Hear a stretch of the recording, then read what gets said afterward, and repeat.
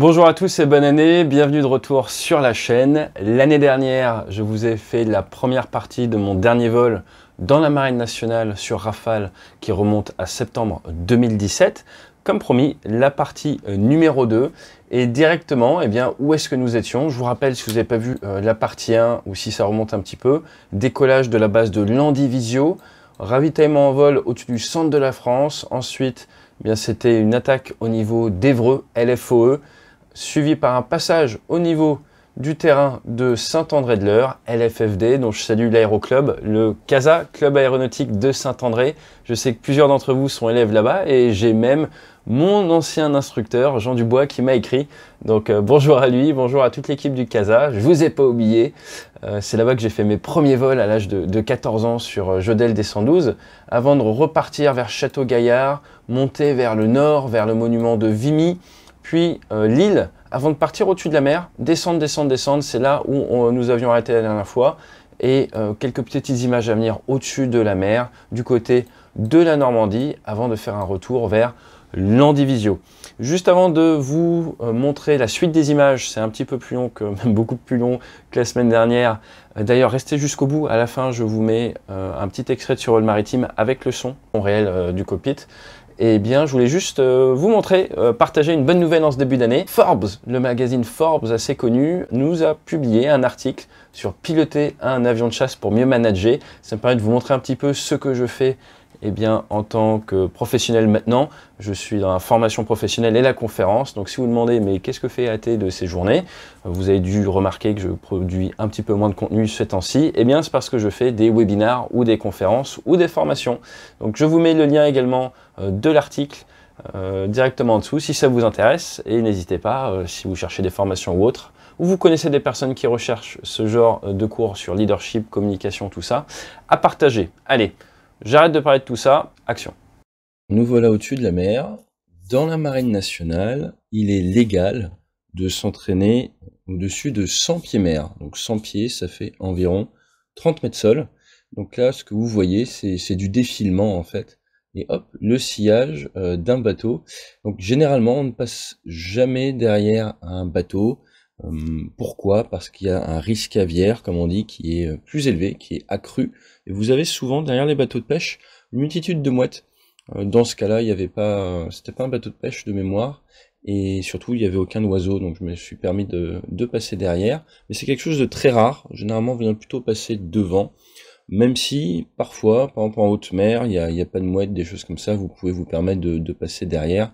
Mais voilà, de manière générale, on essaye d'éviter de passer derrière les bateaux de pêche. Et en basse altitude, on va privilégier la double visière à poste, comme on dit. La visière, c'est quoi? C'est ce qui vient nous protéger au niveau des yeux. Donc là, j'ai juste ma visière transparente. Tout à l'heure, j'avais ma visière fumée également. Et ça permet, encore une fois, en cas de collision aviaire, on n'aime pas trop taper les oiseaux, de nous protéger les yeux. Au niveau de mon regard, vous voyez, je bouge pas mal la tête. Ma division d'attention est entre de la navigation, entre la surveillance de mon équipier. Alors j'ai pas forcément besoin de tourner à fond la tête pour surveiller mon équipier parce que j'ai des miroirs. Et certains d'entre vous m'ont demandé pourquoi est-ce que je ne filmais pas vers l'avant. Tout simplement parce que si je filme vers l'avant, soit on filme au niveau du nez, et c'est pas très pratique en termes de prise d'image en très basse altitude, le nez de l'avion vient cacher un petit peu ce qui se passe, soit je vais plus filmer le cockpit, et dans ce cas-là, il faut que je fasse déclassifier les images.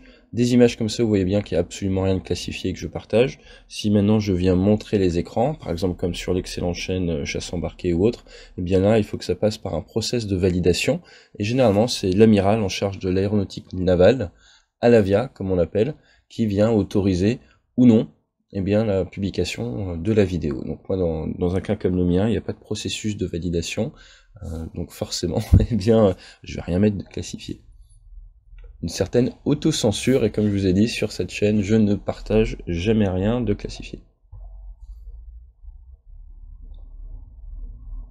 Vous voyez que j'ai un tour de cou. Donc au niveau du matériel que j'utilise, vous avez un casque gadé sur la tête, un groin qui est le masque à oxygène qui me permet de respirer. Pourquoi? Parce que la pressurisation dans un avion de chasse n'est pas la même que dans un avion de ligne. Et là, vous voyez les plages du débarquement. Donc n'hésitez pas dans les commentaires à me dire si vous reconnaissez de quelle plage il s'agit. Ensuite, j'ai une combinaison étanche. Pourquoi une combinaison étanche? Parce que lors de survol maritime, lorsque la température de l'eau est en dessous d'une certaine température, pour garantir notre survivabilité, eh bien nous volons non pas avec une combinaison sèche, qui est une combinaison de vol classique, mais une combinaison étanche, qui nous permet de moins nous refroidir en cas d'éjection et d'arrivée dans l'eau. Par-dessus, j'ai un gilet de combat, avec notamment la Mae West qui est une sorte de gilet de flottaison qui s'ouvrirait automatiquement en cas d'arrivée dans l'eau. Et j'ai un tour de cou. Alors ça, c'est pas tout à fait légal, mais j'ai un tour de cou. Pourquoi? À cause des frottements au niveau du cou. Moi, j'aimais bien avoir ce tour de cou, sinon ça me frottait pas mal le cou au niveau de la Mae West, comme je bougeais beaucoup la tête. J'aimais bien ça, et nos anciens avaient des foulards justement pour se protéger, ou dans la chasse, par exemple, escadron de chasse de l'armée de l'air, Cigogne, tout ça, de foulards. C'est une sorte de tradition, mais ça servait à se protéger en fait des éclats d'huile des moteurs de l'époque, ce sera un autre sujet, mais également de se protéger un petit peu le cou des frottements. Voilà, donc nous sommes montés pour passer le trait de côte pour des raisons de texte en fait, certaines réglementations, et là donc petit Missing Man autour d'un cimetière que vous reconnaissez sûrement, Colville-sur-Mer, la plage d'Omaha Beach. Ayant fait ma formation aux États-Unis, ça me paraissait normal sur mon dernier vol, après avoir salué les militaires canadiens qui ont donné leur vie pendant la Première Guerre mondiale, et bien d'aller saluer les combattants de la Seconde Guerre mondiale.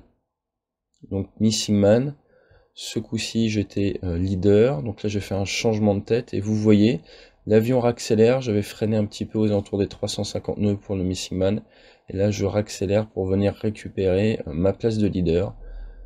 Donc il faut accélérer l'avion. Là nous sommes environ à 500 pieds sol, 150 mètres du sol.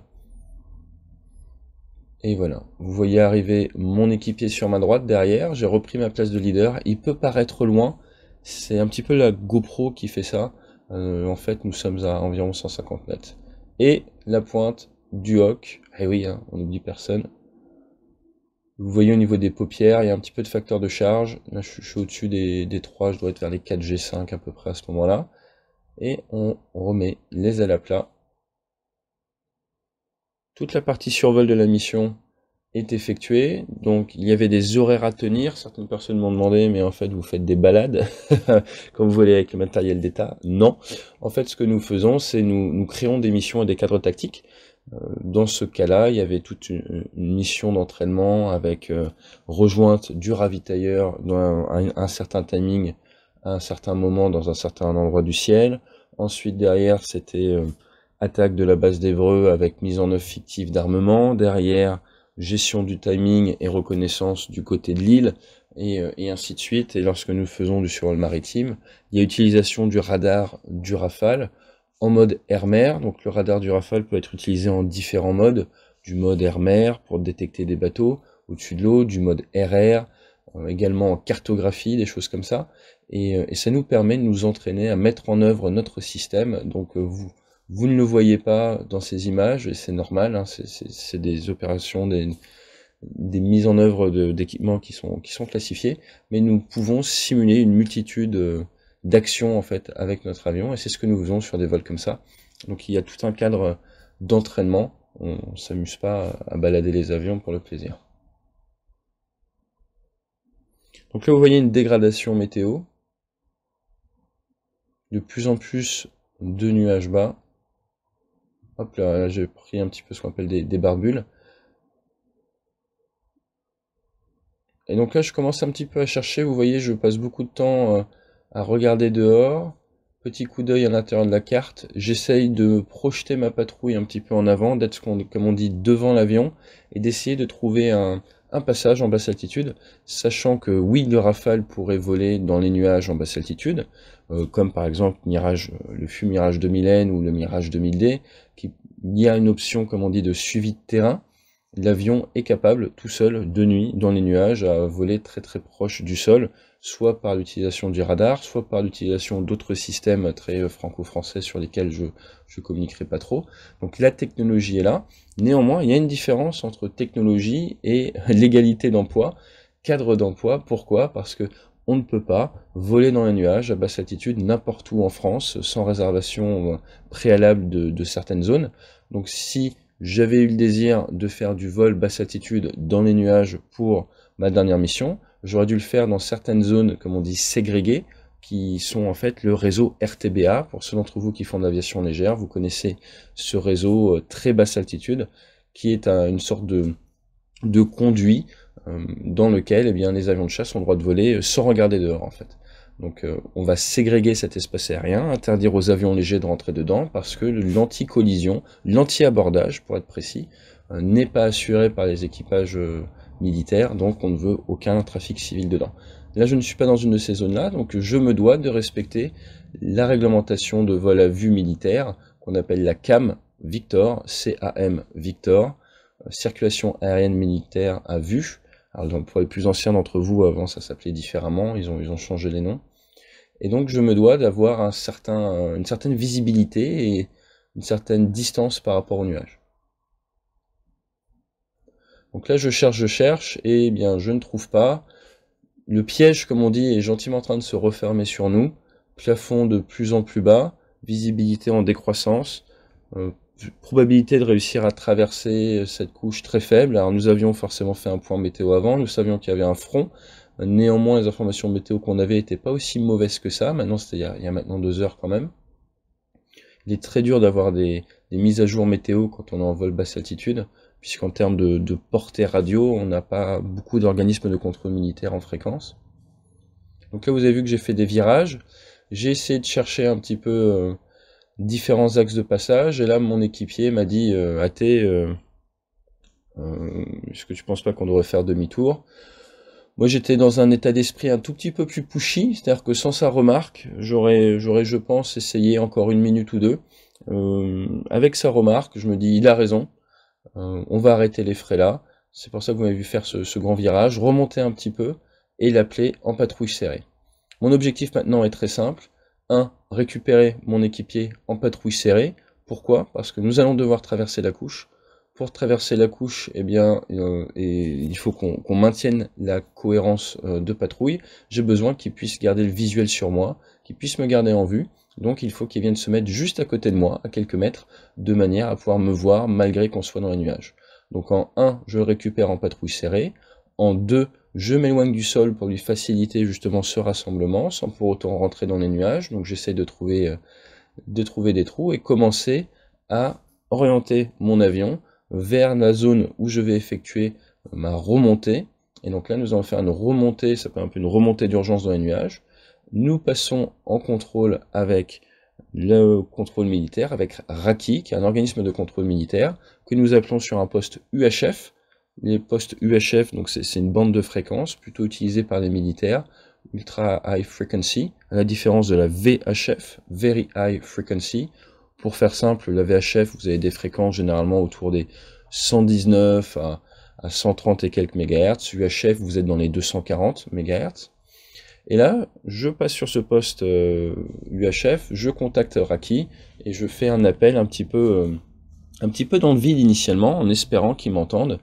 Pourquoi? Parce qu'il faut que j'arrive à entendre leurs émetteurs et inversement. Et pour ce qui est de la portée radio, eh bien c'est une petite formule, hein, 1,23 racine de h.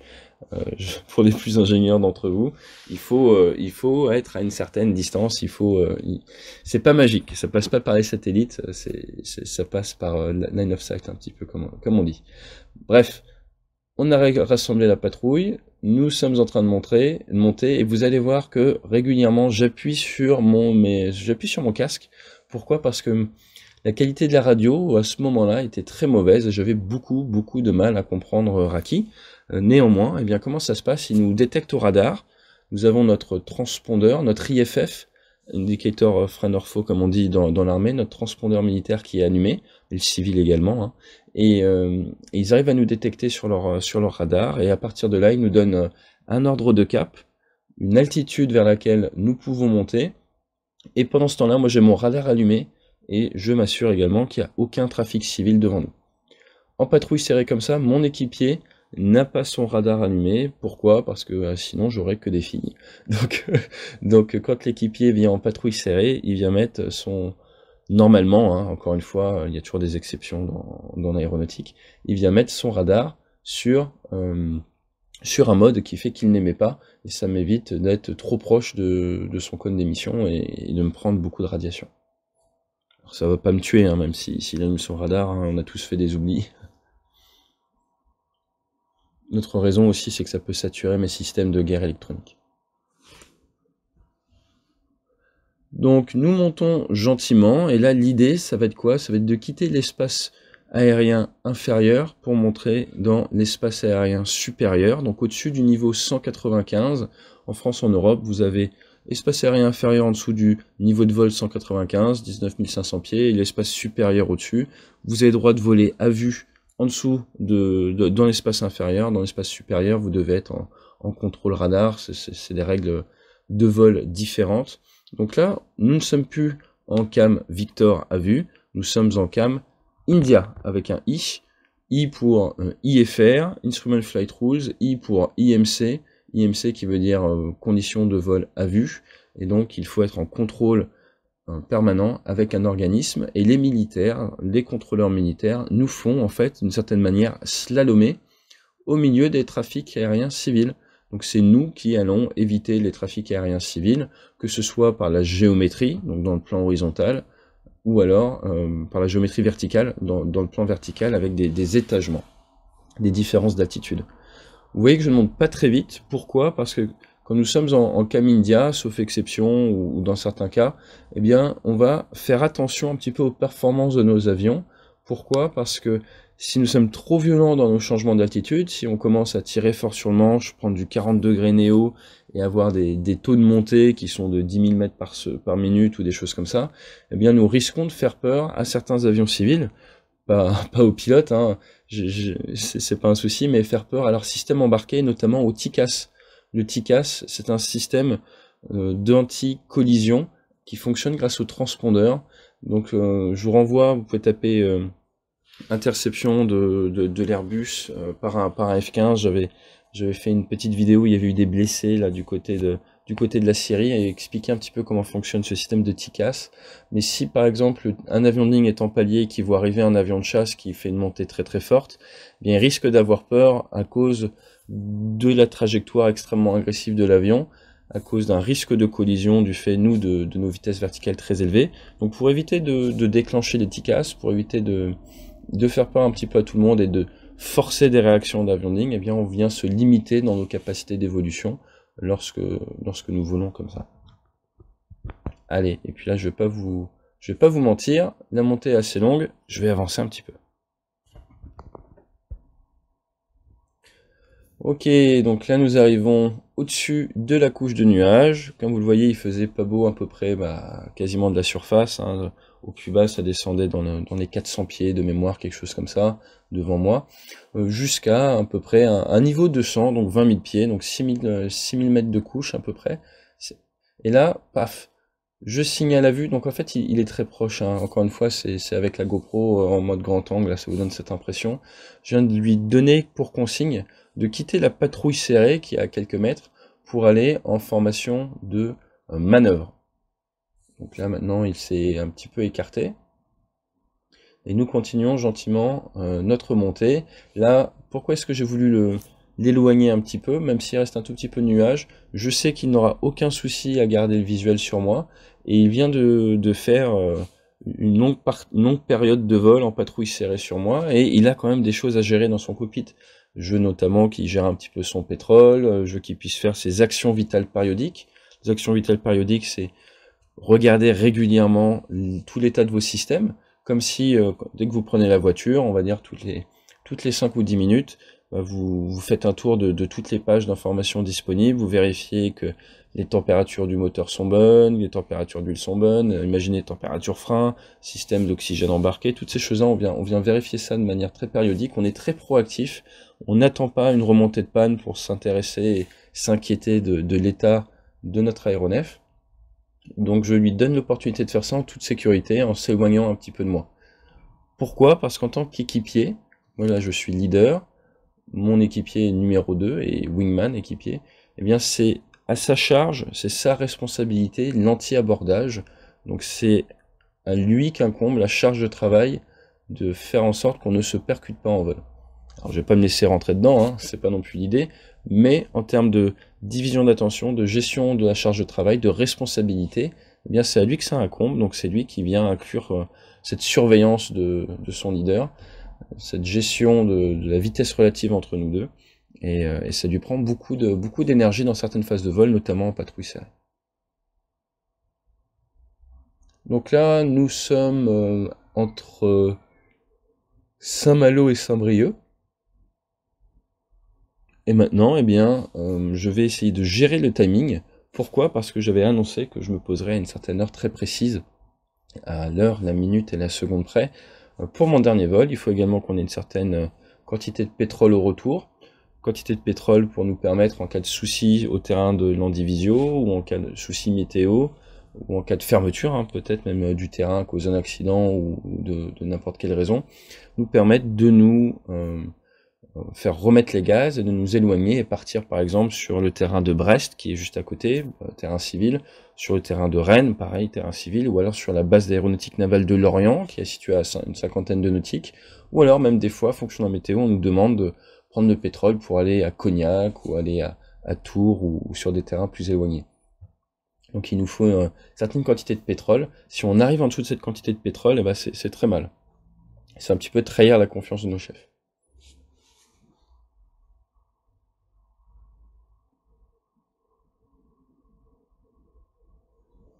Voilà, donc là j'ai mon équipier qui change de côté. Je crois qu'on croise un trafic de mémoire. Donc un trafic, c'est pas la voiture, hein, c'est pas le camion, c'est un autre aéronef.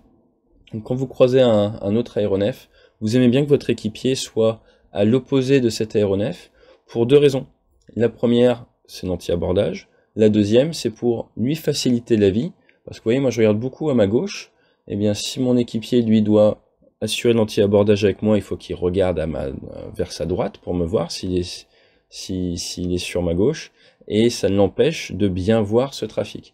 Donc le fait qu'il se mette à l'opposé de la menace, ça lui permet tout simplement de mieux regarder, de garder une meilleure, encore une fois, situation awareness, compréhension de son environnement.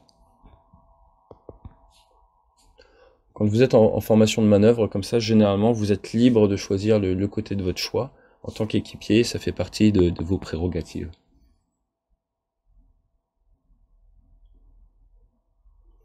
En termes de défilement, vous voyez que ça n'a rien à voir avec tout à l'heure en basse altitude.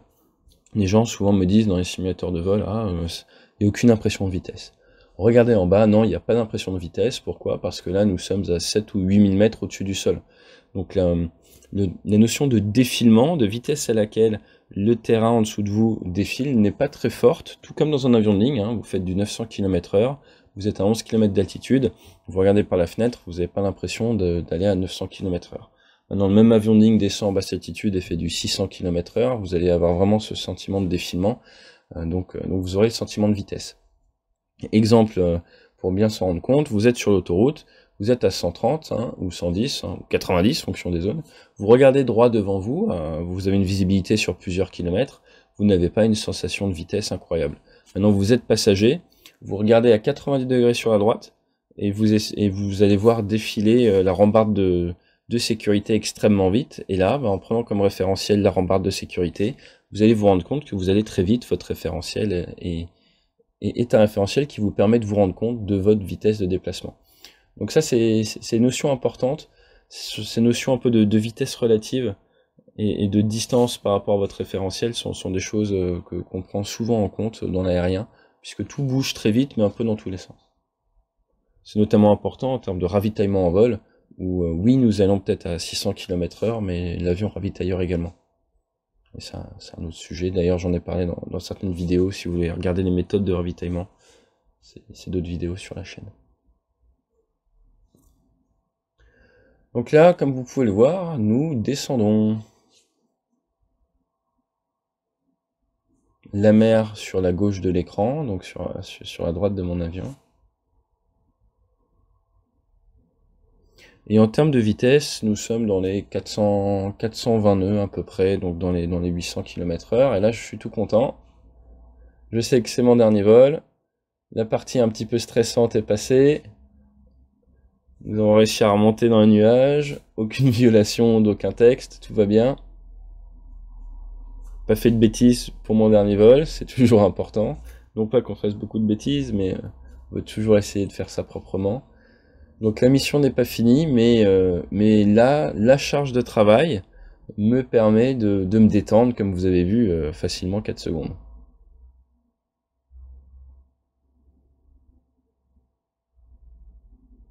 Nous continuons notre descente vers la basse altitude, et que ça secoue un petit peu plus. Nous avons évité les nuages.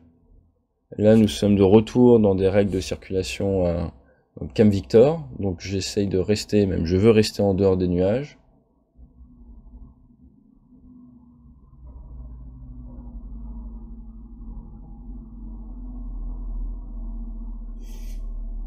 Nous allons voir ceux d'entre vous qui connaissent quel est le terrain dont j'ai parlé dans la première vidéo. C'est une ville également que nous venons de survoler, pas très loin de l'Andivisio, à l'est. On verra si vous connaissez. Il y en a, on vient de survoler cette ville qui est assez connue. Et maintenant l'objectif c'est quoi? C'est venir s'aligner avec la piste de l'Andivisio et venir se mettre en patrouille serrée. Vous voyez là on est derrière le front, derrière la mauvaise météo, là il fait beau. Je viens de battre des ailes, pourquoi? Pour rappeler en patrouille serrée sans avoir à parler à la radio mon équipier. Donc, nous sommes face à l'ouest, la piste de l'Andivisio est face à l'ouest, le vent vient de l'ouest, un classique après le passage d'un front. Donc j'ai battu des ailes pour lui dire viens en patrouille serrée. Il va venir se mettre, là, il est juste à quelques mètres de moi, très proche. Il va venir se mettre juste à ma droite. Pourquoi? Parce que je vais breaker le premier et je vais partir sur ma gauche. Donc en étant comme ça, il est bien installé pour que nous breakions au-dessus de la piste de l'Andivisio pour ce qui va être mon dernier break et mon dernier posé sur Rafale Marine, comme je vous disais, en septembre 2017. Donc à ce moment-là, je savais que je partais faire pilote de ligne au Canada. Et oui, nos avions sont dans des configurations légèrement différentes. J'ai eu la remarque dans les commentaires. Nous ne sommes pas obligés d'avoir exactement la même configuration d'avion pour voler ensemble. Nous nous adaptons. Allez, signal préparatoire. Break à 5 secondes. C'est pour ça que j'ai montré 5 doigts. Je vérifie le timing. Je veux tenir le timing. Boum. Ça veut dire le signal exécutif, j'y vais. En dessous de moi, vous voyez la rampe d'approche de l'Andivisio. Vous voyez la piste de l'Andivisio. Je pars initialement au break. En dessous, vous voyez le parking, un des parkings. Là, je viens chercher ma vente arrière. Donc, je suis en train de gentiment chercher ma vente arrière. Et en fait, sur une trajectoire comme ça, et c'était aussi pour la gestion du temps, eh bien, c'est plus ou moins un virage continu. C'est une sorte de 360 en descente continue. Vous voyez que mes canards sont passés en mode atterrissage. Ils se mettent dans cette position-là pour donner plus de sustentation, ça devient des sortes de super volets. J'ai sorti mon train d'atterrissage, je n'ai pas de volet à sortir sur Rafale, c'est les commandes de vol qui automatiquement viennent se mettre, comme vous pouvez le voir là, dans des modes un petit peu particuliers. Et donc là maintenant, on était quand même assez haut, hein, à l'Andivisio, on n'a pas le droit de breaker comme sur le porte-avions à 600 pieds, on vient plutôt breaker au-dessus de 1000 pieds, normalement c'est autour des 500 mètres d'altitude, 1500 pieds, et donc là il faut beaucoup descendre pour venir récupérer une trajectoire un petit peu type chasse embarquée, pour pouvoir s'entraîner à piloter le miroir, garder notre entraînement de pilote de l'aéronaval. Donc là vous voyez, je répartis mon regard, ça c'est pas du tout standard, entre la piste, j'ai regardé plusieurs fois mon train d'atterrissage, et là je donne des petits coups d'œil à mon chrono, à ma montre. Pourquoi? Parce que j'ai décidé d'essayer de me poser à la seconde près, et c'est un petit peu mon petit challenge hein, de fin de carrière, et bam, je me pose, et là je suis tout content parce que j'ai réussi à me poser à l'heure, la minute et la seconde près, qui est un petit peu le Graal dans la chasse embarquée, comme vous le savez. Un pilote rigoureux, c'est vraiment le plus important dans la marine, et on essaye d'être toujours ultra rigoureux, ce qui n'empêche pas hein, de se détendre de temps en temps, mais la rigueur est extrêmement importante dans tout ce qui est phase admin ou tactique. C'est vraiment une chose sur laquelle on insiste énormément lors de la présélection, la sélection et la formation de nos équipages, et ça se fait pas tout seul. Donc voilà, je suis content, il faut se faire plaisir dans la vie, il faut célébrer les petites victoires, donc je crie un petit peu tout seul dans mon avion. Et là c'est un sentiment, Un sentiment sympa, les gens me demandent si ça me manque pas trop tout ça. J'ai eu l'énorme chance de pouvoir quitter la chasse embarquée de ma propre initiative, de mon propre fait. Je pense que c'est beaucoup plus dur à vivre si vous, d'un jour à l'autre, vous perdez votre aptitude médicale. Je pense que c'est beaucoup plus dur à vivre si vous êtes arrêté de progression. Ou beaucoup plus dur à vivre si vous arrivez en fin de carrière, que vous n'avez plus droit d'un point de vue contractuel de rester, vous avez fait vos 25 ans en tant qu'officier sous contrat, et maintenant il faut partir et que vous y allez un petit peu à reculons. Moi j'ai vraiment eu cette chance de pouvoir préparer mon projet de reconversion, de vouloir quitter, de me dire c'est bon, j'ai fini un peu cette partie-là de ma vie, maintenant j'ai envie de faire autre chose pendant l'autre partie de ma vie, donc de vraiment aborder cette reconversion et ce dernier vol avec un état d'esprit positif et en contrôle. Je pense que c'est ça vraiment qui est très important, c'est avoir eu la chance de pouvoir contrôler mon dernier vol, de pouvoir le choisir plutôt que de le subir, et je pense que c'est ça qui m'a permis de bien vivre mon départ de l'institution. Allez, là on fait le petit roulage retour. Donc nous sommes sur le terrain de l'Andivisio. De temps en temps, eh bien, je viens remettre mon groin. Pourquoi? Tout simplement parce que le micro se trouve à l'intérieur du groin. Donc si je dois parler à la radio, eh bien, il faut que je mette mon groin sur la bouche. Le Rafale est un avion qui est très agréable au roulage. On vient bien rouler au milieu des taxiways. Et on va gentiment aller au parking. Donc là, je fais des petits yeux quand même. Un petit coup de barre de l'après-vol. Le vol était assez long, et puis d'un point de vue émotionnel, c'est quand même assez chargé. Donc là, j'arrive au niveau du parking des unités. Derrière, ce que vous voyez, ce sont des zones de rangement pour les avions, les protéger de la météo, et des shelters, comme on dit en anglais. Et là, eh bien, je suis aux ordres du personnel de la flottille, aux ordres des mécaniciens, qui viennent me guider pour que je vienne bien me garer. Là, vous voyez que la concentration est là, mais le regard est un peu éteint quand même. Et donc là, sur ma gauche, c'est un patron d'appareil qu'on reconnaît par le jersey marron. Et là, j'ai montré mes mains, c'est-à-dire qu'ils m'ont fait m'arrêter une première fois, et je mets mes mains en évidence. Vous voyez, j'ai reculé un peu les bras, je mets mes mains en évidence, et vous voyez arriver mon équipier derrière. Et là, il y a différentes vérifications qui sont effectuées par le personnel au sol. Et derrière, ils vont me faire avancer un tout petit peu avant d'arrêter l'avion. Donc là, nous pouvons voir mon équipier. Hop là! Vous voyez, le personnel est ressorti. Il va chercher maintenant les cales. On me fait avancer légèrement. Pareil, personnel sous l'avion, main en évidence. Il est hors de question de garder ses mains cachées quand vous avez du personnel autour de l'avion. Vous pourriez faire des choses dangereuses, d'où toucher des trappes, des choses comme ça, donc c'est hors de question. Il est important de montrer ses mains, c'est la base de la sécurité. Petit message radio, je ne sais pas si vous avez vu, j'ai parlé rapidement dans le groin. Pourquoi? Parce que mon équipier, en fait, était bien arrivé au parking.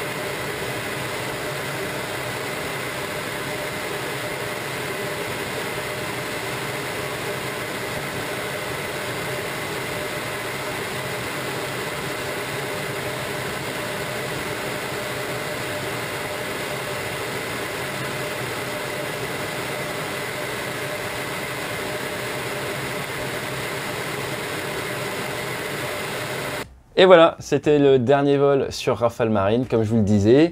Pas d'amertume, pas de regret, rien du tout. J'ai eu la chance de pouvoir décider de mon départ, ce qui est vraiment une chance. Et à partir de là, eh bien, ça m'a permis de très bien le vivre. Et comme vous l'avez vu avec l'article dans Forbes, eh bien, je m'amuse bien dans ma reconversion. Je vous souhaite un excellent dimanche. Prenez soin de vous et surtout, aérez-vous. Faites du simulateur de vol si vous voulez vous balader. Et à très bientôt, à dimanche prochain pour un nouveau débrief. Allez, fly safe!